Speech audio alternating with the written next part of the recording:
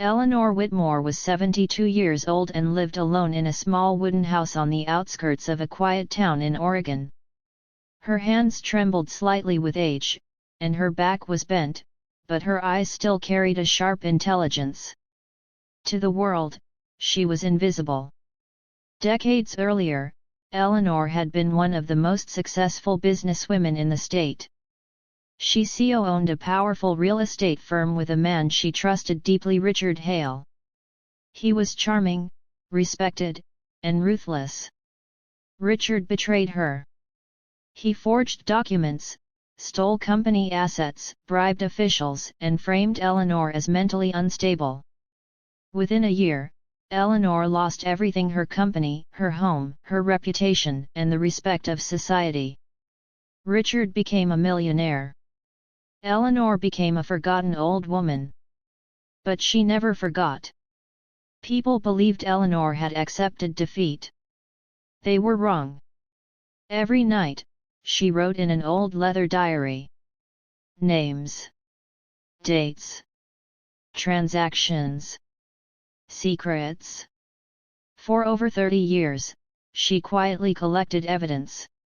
Richard Hale grew powerful and careless.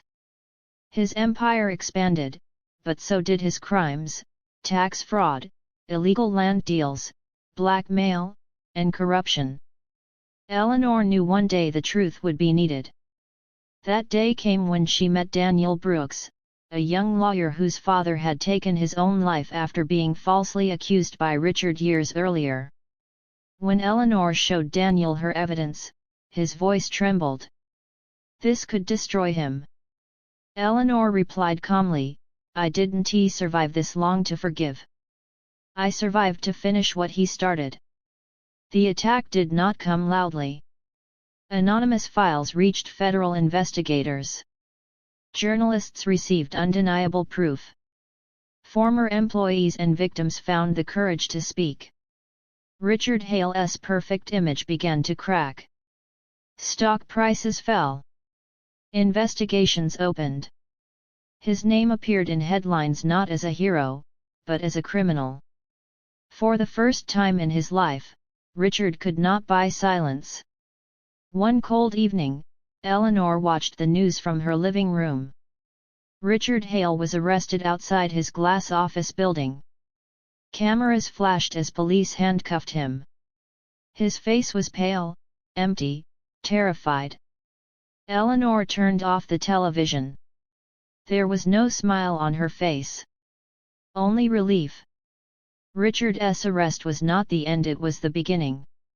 Eleanor reflected on her life and understood something painful: society had destroyed her not just because she was betrayed, but because she was a woman and later, an old woman. She decided her revenge would not stop with one man. It would challenge the system that silenced people like her. Eleanor began traveling across different states. She visited shelters, nursing homes, and abandoned women's centers.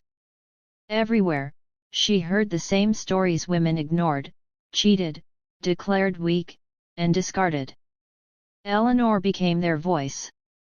The media began calling her the Iron Grandmother. Inside prison, Richard believed the world would forget him.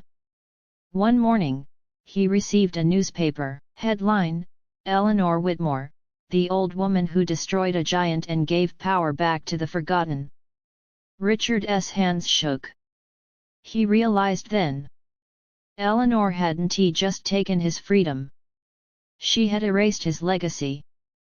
With court permission, Eleanor met Richard one last time. They sat across a glass table. Richard whispered, "Why did you do this? You took everything from me." Eleanor looked straight into his eyes and said, "You buried me alive. I simply dug myself out." She stood up and walked away. She never looked back. At 75, Eleanor founded the Whitmore Justice Foundation. The foundation provided legal help to elderly women, fought injustice, and restored dignity to those society had abandoned. Eleanor never cared about wealth again. She cared about justice. Eleanor Whitmore passed away quietly years later. But her story lived on. The world learned an important lesson: age is not weakness. Silence is not surrender. And revenge does not always scream. Sometimes, revenge waits patiently and wins. Sparkles.